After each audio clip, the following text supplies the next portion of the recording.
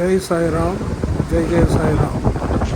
షిరిడి దర్శనానికి వచ్చిన వారు అక్కడ నుండి 150 కిలోమీటర్ల దూరంలో శ్రీ శృంగేరి మాత ఆలయం ఎత్తైన కొండపై ఉంటుంది. అక్కడ చాలా వాటర్ ఫాల్స్ చూడటానికి చాలా సుందరమైనది. మనం బెంగళూరు, మైసూరు అలా ప్రదేశాలకు పోయినప్పుడు పొగమంచు ఎలా అయితే కనిపిస్తుందో ఇక్కడ కూడా అంతే కనిపిస్తుంది. అమ్మవారు కూడా చాలా శక్తివంతమైన అమ్మవారు. సుందర రూపాన్ని దర్శించుకోవాలంటే మనకు కూడా అదృష్టం ఉండాలి కదా మరి.